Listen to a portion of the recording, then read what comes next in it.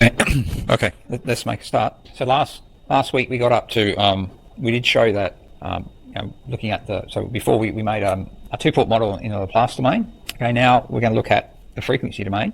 And again, in the frequency domain, we showed that indeed there were these forward and backward traveling waves. Okay, and the voltage and currents for the forward and backward traveling waves had these relationship between the V and I given by Z naught or minus Z naught. Okay, so we did that last week. Okay, so we're going to use that information now to create another way to solve for transmission line problems in the frequency domain. This time in the frequency domain. Okay, so now we're going to effectively, so say we have a source which has an ideal voltage source. It has an impedance to that source, and we have a transmission line of length L, and we have a load, okay, with an impedance ZL. What we're going to do is create a Thevenin equivalent model for the transmission line and the source. Okay, so we need to find this equivalent impedance ZSC and equivalent of Thevenin equivalent voltage, Thevenin equivalent impedance of that transmission line plus the real source. And then once we have that, okay, we can just solve for any V, L, and IL at the load. Okay, so we can solve for all the currents and voltages in the circuit. Okay, so we need to first find this ZSC and this VSC. Okay, so the way we're going to approach it is we have our piece of transmission line, and we label this x equals 0, and we'll label this x equals minus L. Okay, and we have our ZL at this end here. Okay, and we have I at x equals minus L going in. Okay, and we have I at x equals 0 going out into the load, and we also have V of x equals 0 here, and we have V of x equals minus L there. And again, we know that that V of x is given by the two traveling waves, okay, at any point in the line. Okay, so we have V of x equals minus L is going to be V plus e to the plus j beta L now, because we're looking at position minus L. Okay, plus V to the minus e to the minus j beta L. Okay, and then we also have I of x equals minus L is going to be related to V plus and V minus by 1 on Z naught or 1 on minus Z naught. Okay, so it's going to be equal to 1 on Z naught V plus e to the j beta L minus V minus e to the minus j beta L. Okay, so okay. So sorry, this is meant to be ZS. Okay, so we're trying to find, so we want to find the Thevenin equivalent impedance. Okay, so we're going to remove, so we want to look in here and effectively transfer this ZS to the load. Okay, so do that. We take off, or we just try and get the Thevenin equivalent of this circuit. Okay, as seen by the load. So we're going to take off the load, of course, and we're going to remove the independent voltage source Vs and just put Zs there, and we want to find what the impedance we see looking in. Okay, so that's what we've done here, except we've just changed the coordinates a little bit. Okay, so we're looking at, so x equals 0 we put Zs, and x equals minus L we put, it's where we're looking in. Okay, so we're looking in ZSE like that. Okay, so obviously ZSE is going to be Vx at x equals minus L on Ix at x equals minus L. Okay, so is that clear? Now we can also look at, so that gives us some ratio of V plus and V minus. Okay, if we put that like that.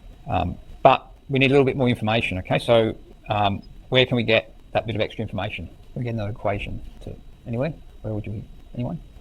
So if we look at ZS, okay, so it says something about, do we know anything about the relationship between Ix and Vx at x equals 0? What is it? What's the relationship between the two? V at 0. Exactly. Okay, so we know that V at x equals 0 on I of x equals 0 equals Zs, right?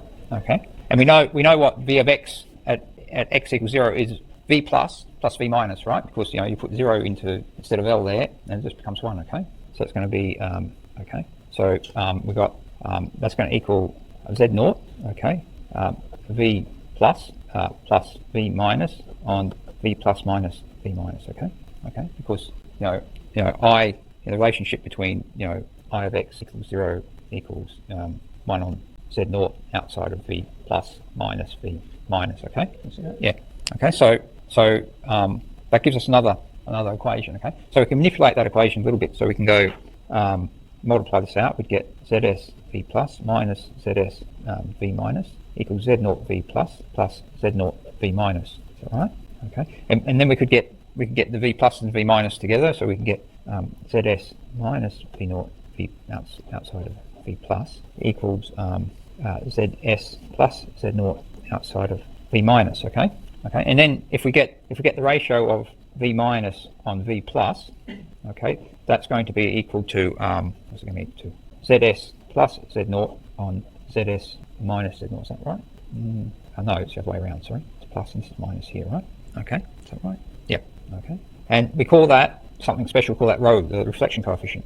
So that rho gives the ratio of the backward travelling wave to the forward travelling wave. Okay. Okay. So it's what we use that to find. If you have a forward wave and hits the end, then it gives you the ratio of what the backward travelling wave will be. Okay. So it's quite an important thing. Okay. So if we look at what this ZSE is up here, it's going to be Z0 outside of V plus e to j beta L plus V minus e to the minus j beta L on V plus e to j beta L minus V minus e to minus j beta L. And if we divide through by V plus both top and bottom, okay, it's going to be something like Z0 e to the j beta L plus we're going to have V minus on V plus. Okay, so that's going to be rho e to the minus j beta L on e j beta L minus rho e to the minus j beta L. Okay, so you can see we've managed to find ZSE. Okay, so it's now that's just in terms of what the characteristic impedance of line is and ZS and something to do with the length of line. Okay, is that clear? So you can use simplify that a bit. If you use Euler's equation, I think e to the j beta L equals cos beta L plus j sine beta L. Okay, and rearrange it, and you end up with I think ZSE equals Z0 ZS cos beta L plus j Z0 sine beta L on Z0 cos beta L plus j ZS sine beta L. Okay, so plus this, those two ends up something like that. Okay, so we found the Thevenin equivalent impedance. Is that clear? Okay, and you don't have to remember that. I mean, I go through this so that at least you see how it comes about. Okay, so you can see here in your formula sheet that you're going to get in any quiz or exam. It says transfer of impedance Z from x equals L to x equals 0 to x equals L. A lossless transmission line frequency domain is given by this. Okay, is that clear? So you can always, you don't have to remember the formula, but I'm trying to just show you how we get there. Okay, is there any questions on that so far? Okay, so we've done one part. Okay, next part we need to get the Thevenin equivalent voltage. Okay, so we've got our line here. Okay, we've got ZS. Okay, and we've got VS, and we need to find the Thevenin equivalent voltage VSC. Okay, we've got VS dash. Okay. So and this is an open circuit. So the approach will be we'll try and find this voltage here, VS dash first. Okay. If we can find VS dash, okay, then we'll look at how we can transfer that to the end of the line. Okay. So the first thing to find VS dash, what do we got to find? What would we want to find VS dash? So what would we do next? Sorry? Yeah. Okay. So that's right. So what we really need to find is ZS. We need to find some equivalent load here, or ZL, that corresponds to that open circuit piece of transmission line. Okay. Sorry. Yeah, we use KVL, right? Yeah. So eventually we'd find VS dash is going to be we'll just call that ZL for the moment. I might call it ZL dash. I don't know. It's going to be VS times ZL dash on ZS plus ZL dash, right? Okay. So we got to find what does that piece of looking in here, and we've got this is an open circuit. And where we put this at x equals 0. Okay, x equals minus L. We've got to look in here and see what this ZL dash is. Okay. So what can we say about the impedance at this point? Anyone? It's infinite, right? It's infinite. And could we use a result that we've just found to find what ZL dash is? Anyone? How would we find ZL dash? Is there anything we've been looking at that would tell us what ZL dash is? Anyone? No? Okay, so we just looked at this situation where we had ZS, right? And we're looking in here and finding what is the impedance seen. Okay. But now if we just substitute infinity for ZS, don't we get exactly what we want? We're going to find out. Is that right? Yeah? Okay, so we can see that the ZL dash is going to be Z naught outside of whatever remains here when ZS tends to infinity. Okay, so if ZS tends to infinity, okay, these terms here and there are going to disappear. Okay, so it's just going to be Z naught outside of cos beta L divided by J sine beta L, right? Is that right? Yeah. Okay, cos beta L on J times sine beta L. Okay, so that's something we can use in the future. Okay. Is that clear? Okay. So, and from that we could find, we can find what VS dash is. Okay. Now we need to find what the VSE is. Okay. So, we've got VS dash here, and then we've got what we want to find is VSE. Okay. And we say x equals 0. This is x equals minus L. Okay. So we know at this point we've got Ix equals 0. Okay. Because remember we've got infinite impedance here. Okay, so remember, whenever you put something on an element on the end of a transmission line or on anything else, the VI relationships are forced to obey this particular element. In this case, the element's an open circuit. That means that the current going through that element always has to be equal to 0. Okay, if it was a short circuit, it means that the voltage across it would always have to be 0. Okay, so we've got VSE, and that's actual at Vx is what Vx is at x equals 0. Okay, and we know, look here, that's going to be equal to V plus V minus. Okay, and then we also had this other relationship between because we know that Ix at x equals 0 equals 0, then we know that 1 on Z naught V plus minus V minus has to also equal 0. Okay, so this implies, what does that imply? If that's true, anyone? If Ix is at x equals 0 0, it means that 1 on Z naught V plus minus V minus equals 0. So if Z naught's not equal to 0, or not equal to infinity, then it means that V plus equals V minus. Okay.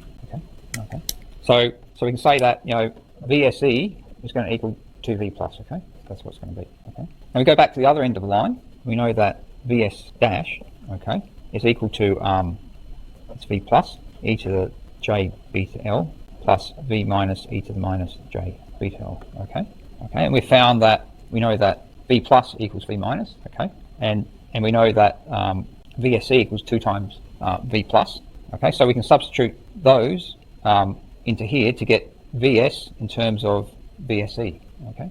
So everyone following this? Okay, so let's do that. So VS dash is going to be VSE on 2 outside of e to the J beta L plus e to the minus J beta L, okay. And this, we can use Euler's formula. I think it comes to 2 cos beta L, okay? That's what that is going to be. Okay, so, and we found VS dash up here, okay? So we found VS dash, so we can bring that together. Let's see what we get. So we've got VS ZL dash and ZS plus ZL dash equals VSE cos beta L, okay? So VSE equals ZL dash on ZS plus ZL dash 1 on cos beta L times VS, right? And we found that ZL dash is given by this, so we will have VSE equals Z naught cos beta L on J sine beta L divided by ZS plus Z naught cos beta L on J sine beta L times 1 on cos beta L times VS, so that should cancel there. Okay, and if we times top and bottom by J sine beta L on J sine beta L, we'll get it's going to be equal to Z naught times VS divided by ZS J sine beta L plus Z naught cos beta L. Okay, so that's VSE. Okay, and that's what you get. Okay, you can see here on your formula sheet you get that. Okay, so now we can see that we've got both the ZSE. Okay, because remember we initially were able to find we're able to transform the impedance at the source to what we'd see at the load. Okay, after going through a section of transmission line. Okay, we've found that, and if this was an open circuit, okay, we found now this VSE, which is what the Thevenin equivalent voltage of that system looking back in this way. Okay, so we found those two things. Okay, so then once we've got that, we can solve for any of the unknowns. in the circuit. So we can solve for VL and IL given a particular load. Okay, is that clear? So these are what we just saw. Now we will use that probably. I'm not sure we'll get to it this week, but it's quite a good chance we'll get to that this week, and we will actually make use of that to solve for specific problems. Okay, that are fairly relevant to high-speed integrated circuits and stuff like that. High-speed printed circuit boards. Okay, so any equivalent? Any questions on that? Anyone? Do you find it useful in trying to understand that we go through these, that we work through this, and you see how it all comes about? Yeah.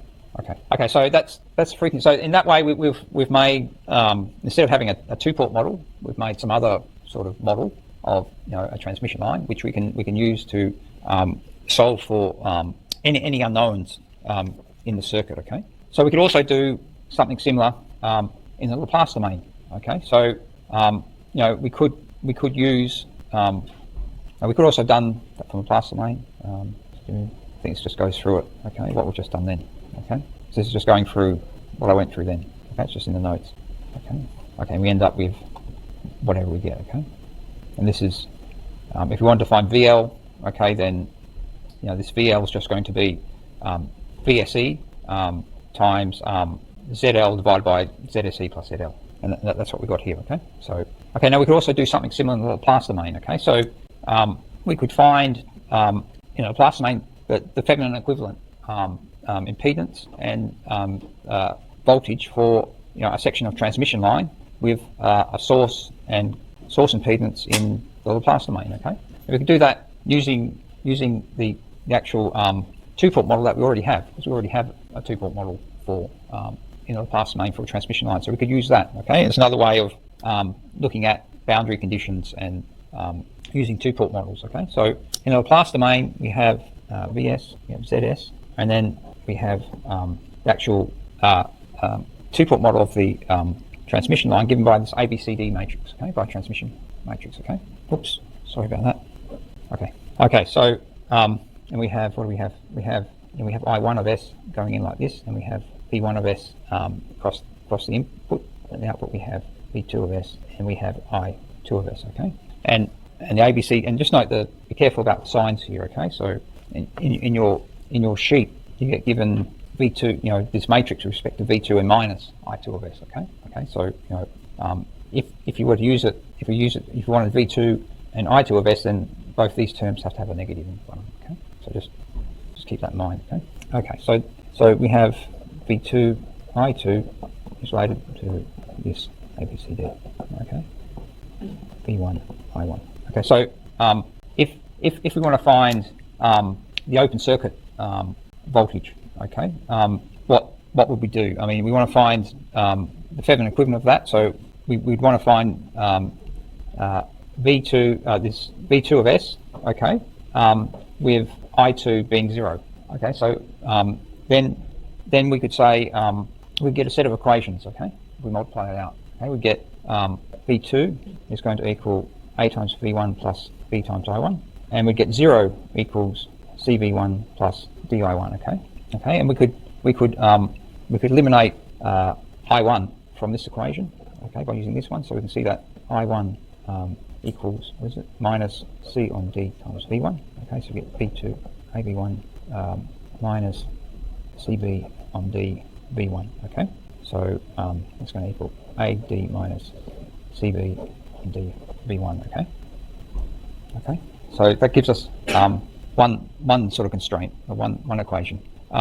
Do we have information about on this side? So if you might remember, some of you did ELEC4401. NASC 3021, someone who did that here, and we looked at just this sort of problem, okay, and having a two-port model and having constraints on either side of the two-port model, okay.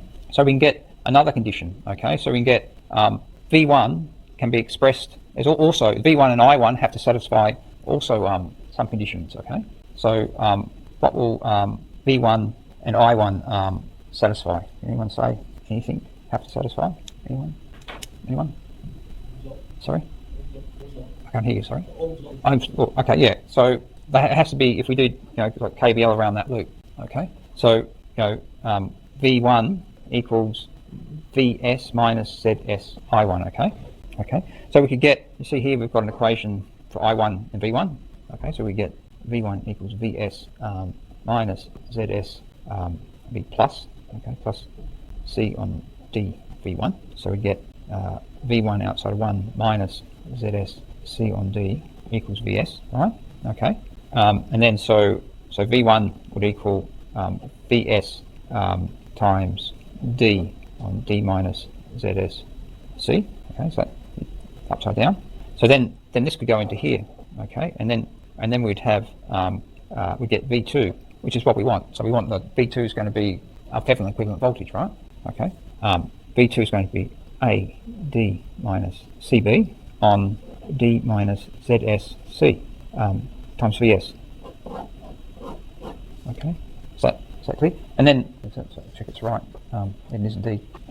So you can see that we've just got the Thevenin equivalent voltage. Okay, and you could substitute in. So on your sheet, this is A, this is B, this is minus C, and this is minus D. Okay, so you have to put a minus sign in front of them, but that will give you the Thevenin equivalent voltage now. Okay, and you can see also that it doesn't matter in this particular case. It doesn't matter if what the sign of I2 was, because it was 0, right? And you can see even if you didn't have C and D minus, you still get the same result. Okay, because that minus sign cancels out. And that's because you chose I2 to be 0 in this case. Okay, so that wouldn't have to worry too much. But when we come to the next one, you have to be careful about the signs. Okay, so we eventually find this. Okay, and when you plug it in, this is what you get. Okay, you put all those ABCD values in, you'd get this. VSE divided by Vs is given by this. Okay, or VSE equals Vs times this factor here. Okay.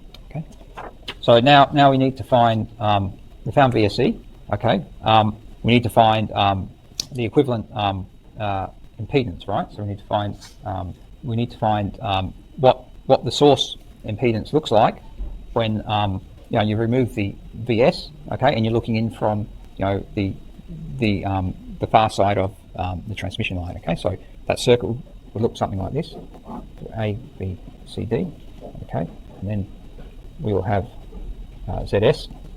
Okay, and we've got this is V1 of S. Okay, and this is I1 of S. This is I2 of S, and this is V2 of S. Okay, now in this case, I2 of S is not 0. Okay, what we need to find, we want to find ZSE. Looking in there, sorry about that. We want to find ZSE equals V2 of S divided by I2 of S. Okay, that's what we want to find, that ratio.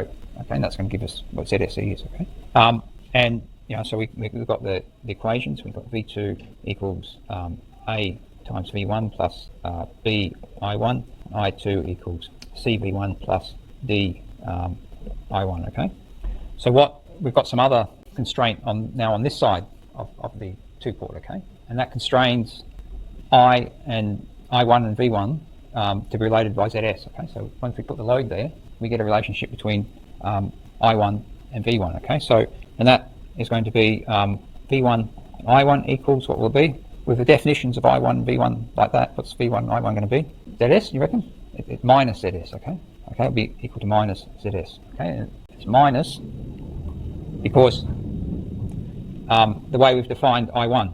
Okay, so if V1 is a positive voltage, okay, then current's going to flow in this direction, won't it? Okay, but that's in the opposite direction to what I1 is. Okay, so V1 on I1 will be minus Zs. Okay, so maybe we'll just stop it there, and we'll finish that off next lecture. Okay, and so so I think the next people will come in. So is there any questions on that? Yep. We'll look at it. So any situation you're going to have, we will look at some examples, actual practical, quite useful examples. But you could, once you've got all these equations set up, you should be able to solve any problem with the transmission line.